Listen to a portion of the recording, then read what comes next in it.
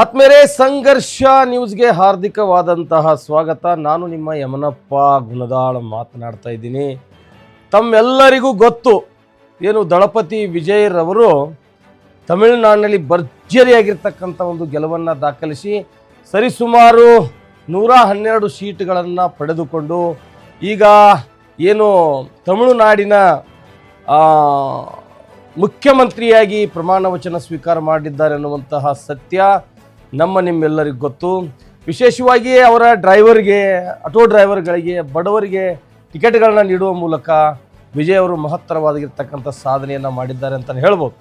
ಕೆಲವೊಂದು ಪಕ್ಷಗಳು ಕರ್ನಾಟಕ ರಾಜ್ಯ ಸೇರಿದಂತೆ ಬೇರೆ ಬೇರೆ ಕ್ಷೇತ್ರಗಳಲ್ಲಿ ಇನ್ನೂ ಕೂಡ ಖಾತೆನೇ ತೆಗಿಲಿಕ್ಕಾಗದಿರುವಂತಹ ಹೋರಾಟವನ್ನು ಮಾಡ್ತಿರುವಂಥ ಸಂದರ್ಭದಲ್ಲಿ, ಅಥವಾ ಏನು ತಮ್ಮ ಅಸ್ತಿತ್ವವನ್ನೇ ಇಲ್ಲದ ರೀತಿಯಲ್ಲಿ ಹೋರಾಟ ಮಾಡ್ತಿರುವಂಥ ಸಂದರ್ಭದಲ್ಲಿ ವಿಜಯ್ ಅವರು ಒಂದು ದೊಡ್ಡ ಮೈಲುಗಲ್ಲನ್ನೇ ಸ್ಥಾಪಿಸಿದ್ದಾರೆ ಅಂದರೆ ಬಹುಶಃ ತಪ್ಪಾಗಲಿಕ್ಕಿಲ್ಲ. ಅಂತ ಮಹತ್ತರವಾಗಿರ್ತಕ್ಕಂಥ ಹೆಜ್ಜೆಯನ್ನು ವಿಜಯ್ ಅವರು ಇಟ್ಟಿದ್ದಾರೆ. ಇವತ್ತು ಇಡೀ ಭಾರತ ದೇಶ ಅವರನ್ನು ನೋಡಿ ತುಂಬ ಖುಷಿ ವ್ಯಕ್ತಪಡಿಸ್ತಾ ಇದೆ, ಹರ್ಷ ವ್ಯಕ್ತಪಡಿಸ್ತಾ ಇದೆ. ವಿಜಯ್ ಅವರ ಸಾಧನೆ ಶೋಧನೆಯನ್ನು ನೋಡಿ ಜನ ಎಲ್ಲ ಮೆಚ್ಚುಗೆಯನ್ನು ವ್ಯಕ್ತಪಡಿಸ್ತಾ ಇದ್ದಾರೆ. ಆದರೆ ಒಂದು ಕಡೆ ವಿಜಯ್ ಅವರ ಈ ಗೆಲುವಿಗೆ ಏನು ಕಾರಣ, ಅಲ್ಲಿಯ ತಮಿಳುನಾಡಿನ ಈ ಎಲ್ಲ ಜನ ಯಾಕೆ ಅವರನ್ನು ಇಷ್ಟೊಂದು ಮಹತ್ತರವಾಗಿ ಮೆಚ್ಚಿಕೊಂಡ್ರು ಅನ್ನುವಂಥದ್ದು ನೀವೆಲ್ಲರೂ ಕೂಡ ಆಲೋಚನೆ ಮಾಡಬೇಕಾಗಿರ್ತಕ್ಕಂಥ ಒಂದು ವಿಷಯವಾಗಿದೆ.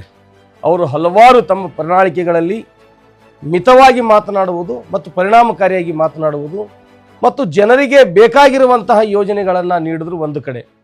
ಮತ್ತು ಈ ಜನರ ಬದಲಾವಣೆ, ತಮಿಳುನಾಡಿನ ಜನರ ಮೈಂಡ್ಸೆಟ್ ಏನೈತೆ ಅಂದ್ರೆ, ಪ್ರತಿ 5 ವರ್ಷಕ್ಕೊಮ್ಮೆ ಅವರಿಗೆ ಬೇಕಾಗಿರುವಂತಹ ಮುಖ್ಯಮಂತ್ರಿಯನ್ನು MLAಗಳನ್ನು ಆಯ್ಕೆ ಮಾಡಿಕೊಳ್ಳುವಂಥ ಒಂದು ಪದ್ಧತಿಗೆ ಅವ್ರು ಹೋಗಿರ್ತಾರೆ. ಆದರೆ ಕರ್ನಾಟಕ, ಮಹಾರಾಷ್ಟ್ರ, ಬೇರೆ ಬೇರೆ ಕಡೆಗಳಲ್ಲಿ ಇವತ್ತಿಗೂ ರಾಷ್ಟ್ರೀಯ ಪಕ್ಷಗಳಿಗೆ ಜೋತು ಬಿದ್ದು ಅದೇನೇ ಅಧೋಗತಿ ಆದರೂ ಕೂಡ, ಏನೇ ಆದರೂ ಕೂಡ ಜನ ಹಿಂತಿರುಗಿ ನೋಡೋದಿಲ್ಲ. ಈ ಪ್ರಣಾಳಿಕೆಯನ್ನು ತಯಾರು ಮಾಡುವಂಥ ಸಂದರ್ಭದಲ್ಲಿ ಏನು ಸಿದ್ದರಾಮಯ್ಯ ಸರ್ಕಾರಕ್ಕೆ ಸ್ವಾಮಿ ಅನ್ನುವಂಥವ್ರು ಏನೊಂದು ಸಲಹೆಯನ್ನು ಕೊಟ್ಟಿದ್ರು, ಅವರೇ ಇದಕ್ಕೆ ಸಲಹೆ ಕೊಟ್ಟಿದ್ದಾರೆ ಅನ್ನುವಂಥ ಮಾಹಿತಿ ಕೂಡ ಇದೆ. ಒಟ್ಟಾರೆ ದಳಪತಿ ವಿಜಯ್ ಅವರು ಅನೇಕ ಏಳು ಬೀಳುಗಳು 2024ರಲ್ಲಿ ಪಕ್ಷವನ್ನು ಸ್ಥಾಪನೆ ಮಾಡ್ತಾರೆ, 2026ಕ್ಕೆ ಅಧಿಕಾರಕ್ಕೆ ಬರ್ತಾರ. ನಿಮಗೆ ಬಹುಶಃ ಅಚ್ಚರಿ ಆಗ್ಬೋದು, ಈ ಒಂದು ಚುನಾವಣೆ ನಡೆದಿರ್ತಕ್ಕಂಥ ಸಂದರ್ಭದಲ್ಲಿ ಬೂತ್ದಲ್ಲಿ ಅವರ ಏಜೆಂಟ್ಗಳು ಕೂಡ ಇರಲಿಲ್ವಂತೆ. ಬೂತ್ನಲ್ಲಿ ಏಜೆಂಟ್ಗಳು ಕೂಡ ಇರಲಿಲ್ಲ, ಬೂತ್ ಮಟ್ಟದಲ್ಲಿ ಕಾರ್ಯಕರ್ತರು ಇರಲಿಲ್ಲ. ಆದರೆ ಈ ಸಿನಿಮಾ ರಂಗದಲ್ಲಿ ಅವರು ಗಳಿಸಿರ್ತಕ್ಕಂತಹ ಏನು ಅಭಿಮಾನಿಗಳಿದ್ರು, ಫ್ಯಾನ್ ಫಾಲೋವರ್ಸ್ ಏನಿದ್ರು, ಅವರು ಲಕ್ಷಾಂತರ ಕೋಟ್ಯಾಂತರ ಜನ ಇದ್ದರು. ಅವರೆಲ್ಲರೂ ಕೂಡ ದಳಪತಿ ವಿಜಯ್ ಅವರನ್ನು ಗೆಲ್ಲಿಸಬೇಕನ್ನುವಂತಹ ಒಂದು ಆಸೆನ ಇಟ್ಕೊಂಡಿದ್ರು. ವಿಶೇಷವಾಗಿ ವಿಜಯ್ ಅವರು ಕೊಟ್ಟಿರ್ತಕ್ಕಂಥ ಪ್ರಣಾಳಿಕೆಗಳು ಬಹಳ ಜನಪರವಾಗಿರ್ತಕ್ಕಂಥ, ಶಿಕ್ಷಣಕ್ಕಾಗಿ, ರೈತರಿಗಾಗಿ, ಉದ್ಯೋಗಕ್ಕಾಗಿ ಮತ್ತು ತಮ್ಮ ಭಾಷಾ ಪ್ರೀತಿ ಇರ್ಬೋದು ಅಥವಾ ಆಡಳಿತ ಯಾವ ರೀತಿ ಕೊಡಬೇಕು ಅನ್ನೋದನ್ನು ಜನರಿಗೆ ಮೊದಲೇ ಮನದಟ್ಟು ಮಾಡಿದರು. ಅದರಲ್ಲಿ ವಿಶೇಷವಾಗಿ ಮಹಿಳೆಯರಿಗೆ ಪ್ರತಿ ತಿಂಗಳಿಗೆ 2500 ಆರ್ಥಿಕ ಸಹಾಯ, ಬಡವರ ಮದುವೆಗಾಗಿ 8 ಗ್ರಾಮ್ ಚಿನ್ನ ಮತ್ತು ಸೀರೆ ಸಮೇತವಾಗಿ ಕೊಡ್ತೀನಿ ಅಂತ ಹೇಳಿ ಘೋಷಣೆ ಮಾಡಿದರು. 6 ವರ್ಷ ಏನು ವರ್ಷಕ್ಕೆ 6ರಂತೆ ಉಚಿತ LPGಗಳನ್ನು ಕೊಡ್ತೀವಿ ಅನ್ನುವಂಥದ್ದನ್ನು ಹೇಳಿಕೆ ಕೊಟ್ಟಿದ್ರು. ಮಹಿಳೆಯರ ಸುರಕ್ಷತೆ ಮತ್ತು ಕಲ್ಯಾಣಕ್ಕಾಗಿ ಯೋಜನೆಗಳನ್ನು ರೂಪಿಸುವಂಥದ್ದು, ಉದ್ಯೋಗವಿಲ್ಲದ ಪದವೀಧರರಿಗೆ ಹಣಕಾಸು ಸಹಾಯ ಕನಿಷ್ಠ 4,000 ರೂಪಾಯಿಂದ 10,000ವರೆಗೆ ಕೊಡಬೇಕನ್ನುವಂಥದ್ದು, ಹೊಸ ಉದ್ಯೋಗಗಳ ಆರಂಭಕ್ಕೆ ಅವರು ಪ್ರೋತ್ಸಾಹ ಕೊಡ್ತೀನಿ ಅಂತ ಹೇಳಿದ್ರು. ಕೌಶಲ್ಯಾಭಿವೃದ್ಧಿ ಮತ್ತು ತರಬೇತಿ ಕೇಂದ್ರಗಳನ್ನು ನಿರ್ಮಾಣ ಮಾಡ್ತೀನಿ ಅಂತ ಹೇಳಿದ್ರು. ರೈತರಿಗಾಗಿ ಕೃಷಿ ಸಾಲ ಮನ್ನಾ ಮಾಡ್ತೀನಿ, ಆದಾಯ ಭದ್ರತೆ ಮತ್ತು ಬೆಳೆ ರಕ್ಷಣೆಗೆ ಯೋಜನೆಗಳನ್ನು ನಿರ್ಮಾಣ ಮಾಡ್ತೀನಿ, ಗ್ರಾಮೀಣ ಅಭಿವೃದ್ಧಿಗಳಿಗೆ ವಿಶೇಷ ಒತ್ತನ್ನು ಕೊಡ್ತೀನಿ ಅಂತ ಹೇಳಿ ಅವರ ಪ್ರಣಾಳಿಕೆಯಲ್ಲಿ ಅವರು ಹೇಳಿದ್ರು.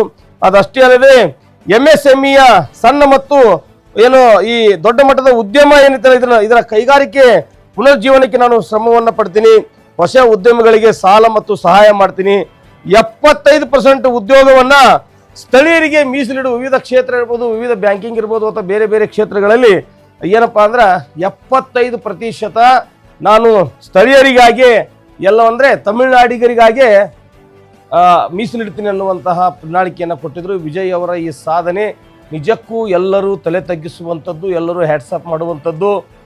ಅವರ ಬದುಕಿನಲ್ಲಿ ಒಂದಿಷ್ಟು ಅವರ ಹೆಂಡತಿ ಅವರಿಗೆ ಏರುಪೇರಾದರೂ ಕೂಡ ಒಂದು ಭರ್ಜರಿ ಆಗಿರ್ತಕ್ಕಂತಹ ಗೆಲುವನ್ನು ದಳಪತಿ ವಿಜಯ್ ಅವರು ಸಾಧಿಸಿದ್ದಾರೆ. ಅವರಿಗೆ ಭಾಳಷ್ಟು ಜನ ಟೀಕೆ ಟಿಪ್ಪಣಿಗಳನ್ನು ಮಾಡಿದ್ರು. ನೀವು ಹೊಡೆಯುವಂಥ ಡೈಲಾಗ್ಗಳು ಸಿನಿಮಾಗಳಿಗೆ ಚಂದ ಇರ್ತಾವ, ಬಟ್ ಇದು ಸಾರ್ವಜನಿಕ ವಲಯದಲ್ಲಿ ಅಥವಾ ರಾಜಕೀಯದಲ್ಲಿ ಇದು ವರ್ಕೌಟ್ ಆಗೋದಿಲ್ಲ ಅನ್ನುವಂಥ ಮಾತನ್ನ ಕೂಡ ಹೇಳಿದ್ರು. ಅದೆಲ್ಲವನ್ನ ಮೀರಿ ವಿಜಯ್ ಅವರು ಇದು ತಮಿಳುನಾಡಿನಲ್ಲಿ ವಿಜಯ್ ಅವರೇನು ದೊಡ್ಡ ಸಾಧನೆ ಮಾಡಿದಾರಲ್ಲ, ಇದು ಮೊದಲ ಬಾರಿಗಲ್ಲ. ಈ ಹಿಂದೆ NT ರಾಮರಾವ್ ಅವರು ಏನು NTR ಅಂತ ಕರಿತೀವಲ್ಲ, ಅವರು 50ರ ದಶಕದಲ್ಲಿ ದೊಡ್ಡ ಸಾಧನೆಯನ್ನ ಮಾಡಿದ್ರು. ಜಯಲಲಿತಾ ಅವರು 70ರ ದಶಕದಲ್ಲಿ ಜಯಲಲಿತಾ ಅವರು ಇದೇ ಸಾಧನೆಯನ್ನ ಪುನರ್ಜೀವನಗೊಳಿಸಿದ್ರು. ಈಗ 2026ರಲ್ಲಿ ಒಬ್ಬ ಫಿಲ್ಮ್ ಸ್ಟಾರ್, ಯಾವುದೇ ರೀತಿಯ ರಾಜಕೀಯ ಬ್ಯಾಕ್ಗ್ರೌಂಡ್ ಇಲ್ಲದೇ ಬಂದಿರತಕ್ಕಂಥ ಒಬ್ಬ ಸರಳ ಸಜ್ಜನಿಕೆಯ ವ್ಯಕ್ತಿ, ಇಷ್ಟು ದಿನ ಏನು ಚಲನಚಿತ್ರಗಳ ಮೂಲಕ ಜನರನ್ನ ರಂಜಿಸಿರುವಂಥ ಒಬ್ಬ ವ್ಯಕ್ತಿ ಇವತ್ತು ತಮಿಳುನಾಡಿನ ಅತಿ ದೊಡ್ಡ ಪಕ್ಷವಾಗಿ TVK ಆಯ್ಕೆ ಮಾಡಿದೆ. ಇದು ಎಲ್ಲರನ್ನ ನಿಬ್ಬೆರಗಾಗಿಸಿದೆ. ಒಂದು ಹಂತದಲ್ಲಿ 4ನೇ ತಾರೀಕಿಗೆ ಕೌಂಟಿಂಗ್ ಸ್ಟಾರ್ಟ್ ಆಯಿತು.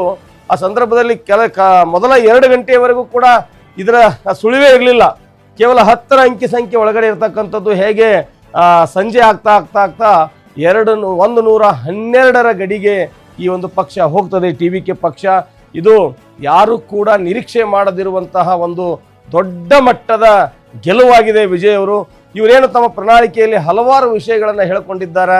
ಜನರಿಗೆ ಕಡಿಮೆ ಮಾತನಾಡಿ, ಪರಿಣಾಮಕಾರಿಯಾಗಿ ಮಾತನಾಡಿ, ವಿಷಯಗಳನ್ನು ನಿಮಗೆ ಮುಟ್ಟಿಸ್ತೀನಿ, ನಿಮ್ಮನ್ನೆಲ್ಲ ಬದಲಾವಣೆ ಮಾಡ್ತೀನಿ ಅಂತೇಳಿ ಹೇಳಿಕೆ ಕೊಟ್ಟಿದ್ದಾರೆ. ಇನ್ನು ಆಡಳಿತದಲ್ಲಿ ಇವ್ರು ಯಾವ ರೀತಿ ಮಾಡ್ತಾರೆ ಅನ್ನೋದನ್ನ ಕಾದು ನೋಡಬೇಕಾಗೈತಿ. ಕೆಲವೊಂದಿಷ್ಟು ಜನರಿಗೆ ಕನ್ಫ್ಯೂಸ್ ಐತಿ. ಇಲ್ಲಿ ಮ್ಯಾಜಿಕ್ ಸಂಖ್ಯೆ 118 ಬರಬೇಕಾಗಿತ್ತು, ಆದರೆ ಇವರಿಗೆ ಗೆದ್ದಿದ್ದು ಕೇವಲ 112. ಇನ್ನುಳಿದ ಯಾವ ಪಕ್ಷಕ್ಕೆ ಇವರು ಮೊರೆ ಹೋಗ್ತಾರೆ ಅಂತೇಳಿ ವಿಜಯ್ ಅವರ ತಂದೆ ಕಾಂಗ್ರೆಸ್ ಪಕ್ಷಕ್ಕೆ ಮೊರೆ ಹೋಗುವಂತಹ ಸಾಧ್ಯತೆ ಇದೆ ಅಂತೇಳಿ ಕೆಲವು ಮಾಧ್ಯಮಗಳು ಬಿತ್ತರಣೆ ಮಾಡಿದ್ದಾರೆ. ಆದರೆ ಇನ್ನೂ ಸಣ್ಣ ಪುಟ್ಟ ಅನೇಕ ಪಕ್ಷಗಳು ಕೂಡ 1, 2, 3, 4 ಈ ಥರ ಸೀಟ್ಗಳನ್ನ ಆರಿಸಿಕೊಂಡು ಬಂದಿದ್ದಾರೆ. ಅವ್ರ ಕಡೆಗೆ ಮುಖ ಮಾಡ್ತಾರೆ, ಏನು ಮಾಡ್ತಾರೆ ಅಂತ ಕಾದು ನೋಡಬೇಕಾಗೈತಿ. ಒಟ್ಟಾರೆಯಾಗಿ ದಳಪತಿ ವಿಜಯ್ ತಮ್ಮ ಒಂದು ತಮಿಳುನಾಡಿದೆ ಅಥವಾ ಭಾರತ ದೇಶದಲ್ಲಿ ಒಂದು ದೊಡ್ಡ ಇತಿಹಾಸವನ್ನ ನಿರ್ಮಾಣ ಮಾಡಿದ್ದಾರೆ ಅಂತಾನೆ ಹೇಳ್ಬೋದು. ಜನ ಅವರ ಕೈ ಬಿಡಲಿಲ್ಲ. ಮತ್ತೆ ಫಂಕ್ಷನ್ಗಳು ನಡೆಯುತ್ತಿರುವಾಗ ಬಹಳಷ್ಟು ಅಚ್ಚುಕಟ್ಟಾಗಿರ್ತಕ್ಕಂಥ ಫಂಕ್ಷನ್ಗಳು ಅವರು ಮಾಡಿದ್ರು. ಎಲ್ಲೆಲ್ಲಿ ಜನ ಕೂಡುವಂತ ಕುರ್ಚಿಗೆನೆ ನೀರಿನ ವ್ಯವಸ್ಥೆ ಮಾಡುವಂಥದ್ದಿರಲಿ, ಶಾಲು, ಅವ್ರಿಗೆ ಟವಲ್ಲು, ಅವರಿಗೆ ಊಟದ ವ್ಯವಸ್ಥೆ, ನಾಷ್ಟಾ ವ್ಯವಸ್ಥೆಯನ್ನ ಬಹಳಷ್ಟು ಅಚ್ಚುಕಟ್ಟಾಗಿ ಆಯೋಜನೆ ಮಾಡ್ತಾ ಇದ್ರು. ಮತ್ತು ಅವ್ರ ಕಾರ್ಯಕ್ರಮದಲ್ಲಿ ಜನ ಏನು ಸಾಮಾನ್ಯವಾಗಿ ಸೇರ್ತಾ ಇರಲಿಲ್ಲ, ಲಕ್ಷಾಂತರ ಜನ ಅವರ ಕಾರ್ಯಕ್ರಮದಲ್ಲಿ ಸೇರ್ತಾ ಇದ್ರು. ಒಂದು ರೀತಿ ಮಿಂಚಿನ ಸಂಚಲನವಾಗಿತ್ತು. ಈ ಹಿಂದೆ ಇದ್ದಿರ್ತಕ್ಕಂಥ DMK ಮತ್ತು ADMK ಏನಿದೆಯಲ್ಲ, ಈ ಪಕ್ಷಗಳಿಗೆ ಒಂದು ತೀವ್ರವಾದಂತಹ ಹಿನ್ನಡೆಯಾಗಿದೆ. ಅದನ್ನು ಜನರು, ರಾಜಕೀಯ ವಿಶ್ಲೇಷಕರು ಬೇರೆ ಬೇರೆ ರೀತಿಯಲ್ಲಿ ಬಣ್ಣಿಸಿದ್ರು ಕೂಡ ಜನರ ಅಭಿಪ್ರಾಯಕ್ಕೆ ಎಲ್ಲರೂ ತಲೆ ಬಾಗಲೇಬೇಕಾಗ್ತದೆ. ಇಂತಹ ಬದಲಾವಣೆ ಬಹುಶಃ ಕರ್ನಾಟಕ ರಾಜ್ಯದಲ್ಲಿ ಬೇಕಾಗಿದೆ ಅನ್ನುವಂಥದ್ದು ಬಹುತೇಕ ಯುವಕರ, ಕೆಲವು ಜನರ ಆಶಯ ಕೂಡ ಆಗಿದೆ. ಯಾಕಂದ್ರೆ ಬದಲಾವಣೆ ಜಗದ ನಿಯಮ. ಇಲ್ಲಿ ಕಾಂಗ್ರೆಸ್ ಮತ್ತು BJP ಎರಡೇ ಪ್ರಮುಖ ಪಕ್ಷಗಳಾಗಿರಬಾರ್ದು. ಪ್ರಾದೇಶಿಕ ಪಾರ್ಟಿಗಳಾಗಿರಲಿ ಅಥವಾ ರಾಷ್ಟ್ರೀಯ ಪಕ್ಷಗಳಾಗಲಿ ಪ್ರತಿಯೊಬ್ಬರಿಗೂ ಒಂದೊಂದು ಅವಕಾಶವನ್ನು ಕೊಟ್ಟು ನೋಡಬೇಕು. ಹೆಂಡ, ದುಡ್ಡು, ಕಾಸು ಎಲ್ಲ ಹಂಚೋರಿಗೇನೆ ಅವರದೇ ಈ ರಾಜಕೀಯ ಸ್ವತ್ತು ಅನ್ನೋದು ರೀತಿಯಲ್ಲಿ ಆಗಿರುವಂಥ ಸಂದರ್ಭದಲ್ಲಿ ಯಾವುದೇ ರೀತಿಯ ಆಮಿಷಗಳನ್ನು ಒಡ್ಡದೆ ಕೇವಲ ತಮ್ಮ ಮಾತಿನ ಮೇಲೆ ಗಟ್ಟಿಯಾಗಿ ನಿಂತು ನನಗೆ ಒಂದು ಚಾನ್ಸ್ ಕೊಟ್ಟು ನೋಡಿ ನಿಮ್ಮನ್ನು ಬದಲಾವಣೆ ಮಾಡ್ತಾನೆ ಅನ್ನುವಂಥ ವಿಜಯ್ ಅವರು ಇಲ್ಲಿ ತುಂಬ ಡಿಫ್ರೆಂಟ್ ಆಗಿ ಕಾಣಿಸ್ತಾರ. ಅವರ ಒಂದು ಈ ಗೆಲುವು ಐತಲ್ಲ, ಈ ಯುವಕರಿಗೆ ಒಂದು ರೀತಿ ಸ್ಫೂರ್ತಿಯಾಗೈತಿ. ಆಮೇಲೆ ಅವ್ರ ಕೆಲಸಗಳು ಇದೇ ರೀತಿ ಸ್ಫೂರ್ತಿ ಆಗಲಿ ಅನ್ನುವಂಥದ್ದೇ ಎಲ್ಲರ ಆಶಯವಾಗೈತಿ. ನಿನ್ನೆ ಮೊನ್ನೆ ಇವತ್ತಿನ ತನಕನೂ ಕೂಡ ಎಲ್ಲ ನ್ಯೂಸ್ ಚಾನೆಲ್ಗಳಲ್ಲಿ ಅಥವಾ ಎಲ್ಲ ಸೋಷಿಯಲ್ ಮೀಡಿಯಾಗಳಲ್ಲಿ ವಿಜಯ್ ಅವರ ಬಗ್ಗೆನೇ ಮಾತುಕತೆಗಳು ನಡೀತಾ ಇದ್ದಾವ. ನಿಜಕ್ಕೂ ವಿಜಯ್ ದೊಡ್ಡ ಸಾಧನೆಯನ್ನ ಮಾಡಿದಾರ. ಅವರು ಮತ್ತೊಮ್ಮೆ ತಮಿಳುನಾಡಿನ ದಳಪತಿ, ತಮಿಳುನಾಡಿನ ಕಿಂಗ್ ಅಂತೇಳಿ ತೋರಿಸಿಕೊಟ್ಟಿದ್ದಾರ. ಒಬ್ಬ ಗ್ರೇಟ್ ಲೀಡರ್ ಆಗಿ ನಮ್ಮ ಮುಂದೆ ಕಾಣಿಸ್ತಾ ಇದ್ದಾರ. ಈ ಗ್ರೇಟ್ ಲೀಡರ್ ತಮ್ಮ ಗ್ರೇಟ್ ಲೀಡರ್ಶಿಪ್ನಲ್ಲಿ ತಮಿಳುನಾಡನ್ನ ಬದಲಾಯಿಸಲಿ. ಅದಷ್ಟೇ ಅಲ್ಲದೇನೆ ಇಡೀ ಭಾರತ ದೇಶಕ್ಕೂ ಕೂಡ ಇವರ ವ್ಯಾಪ್ತಿ ವಿಸ್ತರಿಸಬೇಕಾಗೈತಿ. ಈ ರೀತಿ ಜನ ಬದಲಾವಣೆಯನ್ನು ಬಯಸ್ತಾರೆ, ಅವೆಲ್ಲವೂ ಕೂಡ ಕರ್ನಾಟಕ ಸೇರಿದಂತೆ ಇಡೀ ಭಾರತ ದೇಶದಲ್ಲಿ ಬದಲಾವಣೆಗಳಾಗಬೇಕು. ಯಾವುದೋ ಒಂದು ಪಕ್ಷ, ಒಂದು ಧರ್ಮ, ಒಂದು ಕ್ಷುಲ್ಲಕ ಕಾರಣಕ್ಕೋ ಅಥವಾ ಧರ್ಮದ ವಿಷ ಬೀಜಕ್ಕೋ ಅಥವಾ ಮನೋವಾದಿತನಕ್ಕೋ ಮಾರಿ ಹೋಗದೆ ಈ ದೇಶ ನಿಜವಾಗಲೂ ಅಭಿವೃದ್ಧಿ ಆಗಬೇಕು. ಇಲ್ಲಿ ಎಲ್ಲರೂ ಶಿಕ್ಷಣವಂತರಾಗಬೇಕು. ಶಿಕ್ಷಣವಂತರು ಇದ್ದವರಿಗೆ ಉದ್ಯೋಗ ಸಿಗಬೇಕು. ಪ್ರತಿಯೊಬ್ಬರು ಶ್ರೀಮಂತಿಕೆ, ಹಣದ ಶ್ರೀಮಂತಿಕೆ, ಹೃದಯ ಶ್ರೀಮಂತಿಕೆ, ಸಾಮಾಜಿಕ ಶ್ರೀಮಂತಿಕೆ ಸಿಗಬೇಕು. ಅದು ಈ ಭಾರತ ದೇಶದ ಸಂವಿಧಾನದ ಮೂಲ ಆಶಯವಾಗಿದೆ. ಆ ಭಾರತ ದೇಶದ ಮೂಲ ಸಂವಿಧಾನದ ಆಶಯವನ್ನು ಇಟ್ಕೊಂಡು ವಿಜಯ್ ಅವರು ಹೋದ್ರು. ಎಲ್ಲಿ ಹೋದಲ್ಲಿ ಆ ಪೆರಿಯಾರ್ ರಾಮಸ್ವಾಮಿ ನಾಯ್ಕರವರ ಫೋಟೋಗಳು, ಬಾಬಾ ಸಾಹೇಬ್ ಅಂಬೇಡ್ಕರ್ ಅವರ ಫೋಟೋಗಳನ್ನ ಹಿಡ್ಕೊಂಡು ನಾನೊಬ್ಬ ನಿಜವಾದ ಪಕ್ಕ ಅಂಬೇಡ್ಕರ್ ವಾದಿ, ನಾನು ಪೆರಿಯಾರ್ ವಾದಿ ಅಂತಾನೂ ಕೂಡ ತೋರಿಸಿದ್ರು. ಆ ನಿಟ್ಟಿನಲ್ಲಿ ಕೆಲಸವನ್ನ ಮಾಡಿದ್ರು.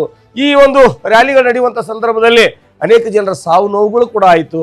ಅದೆಲ್ಲವನ್ನ ಸಮರ್ಥವಾಗಿ ನಿಭಾಯಿಸಿರುವಂತಹ ವಿಜಯ್ ದಳಪತಿಯವರು ತಮ್ಮ ಸರಳ ಸಜ್ಜನಿಕೆ ಸ್ವಭಾವದಿಂದ, ತಮ್ಮ ನಟನಾ ಕೌಶಲ್ಯದಿಂದ, ತಮ್ಮ ಜನಮನ ಸೆಳೆದಿರುವಂತಹ ವ್ಯಕ್ತಿತ್ವದಿಂದ ಇವತ್ತು ರಾಜಕೀಯಕ್ಕೆ ಎಂಟ್ರಿಯಾದ ಮೊದಲ ಚುನಾವಣೆಯಲ್ಲಿ ಭರ್ಜರಿಯಾಗಿರ್ತಕ್ಕಂಥ 112 ಮತಕ್ಷೇತ್ರಗಳನ್ನ ಗೆದ್ದು ಇವತ್ತು ತಮಿಳುನಾಡಿನ ಮುಖ್ಯಮಂತ್ರಿಗಳಾಗಿ ಪ್ರಮಾಣ ವಚನವನ್ನು ಸ್ವೀಕಾರ ಮಾಡಲಿದ್ದಾರೆ. ಅವರಿಗೆ ನಮ್ಮ ಸಂಘರ್ಷ ನ್ಯೂಸ್ ಕರ್ನಾಟಕದ ವತಿಯಿಂದ, ಕರ್ನಾಟಕದ ಜನರ ವತಿಯಿಂದ ವಿಶೇಷವಾದಂಥ ಅಭಿನಂದನೆಗಳನ್ನು ಸಲ್ಲಿಸಿ, ಅಲ್ಲಿರುವ ತಮಿಳುನಾಡಿನ ಎಲ್ಲ ಬಡತನ, ಮೂಢನಂಬಿಕೆ, ದೌರ್ಜನ್ಯ ದಬ್ಬಾಳಿಕೆಗಳು ಕಡಿಮೆ ಆಗಲಿ, ಅವರು ಪ್ರಬುದ್ಧ ಸಮಾಜವನ್ನು ನಿರ್ಮಾಣ ಮಾಡಲಿ, ಶಿಕ್ಷಣವಂತರ ಪ್ರಜ್ಞಾವಂತರ ಸಮಾಜವನ್ನು ನಿರ್ಮಾಣ ಮಾಡಲಿ. ಅವರ ಮಾದರಿಯಲ್ಲೇ ಭಾರತ ದೇಶದಲ್ಲಿ ಎಲ್ಲವೂ ಕೂಡ ಬದಲಾವಣೆಯಾಗಿ ರಾಜಕಾರಣ ಅನ್ನೋದು ಇನ್ನೊಬ್ಬರ ಸೇವೆಗಾಗಿ ವಿನಃ ನಮ್ಮ ಸ್ವಯಂ ಸೇವೆಗಾಗಿ ಅಲ್ಲ, ನಮ್ಮ ಸ್ವಯಂ ಬೆಳವಣಿಗೆಗಾಗಿ ಅದು ಅಲ್ಲ, ದೇಶದ ಬೆಳವಣಿಗೆಗಾಗಿ, ರಾಜ್ಯದ ಜನರ ಬೆಳವಣಿಗೆಗಾಗಿ ಅದು ಇರಬೇಕು. ದೇಶದ ಜನರ ಬೆಳವಣಿಗೆಗಾಗಿ ಅದು ಐತೆ ಅನ್ನೋದನ್ನ ಸಾಬೀತು ಮಾಡಲಿ ಅಂತ ಹೇಳ್ತಾ, ನಿರಂತರ ಸುದ್ದಿಗಳಿಗಾಗಿ ನೋಡ್ತಾ ಇರಿ ಸಂಘರ್ಷ ನ್ಯೂಸ್ ಕರ್ನಾಟಕ.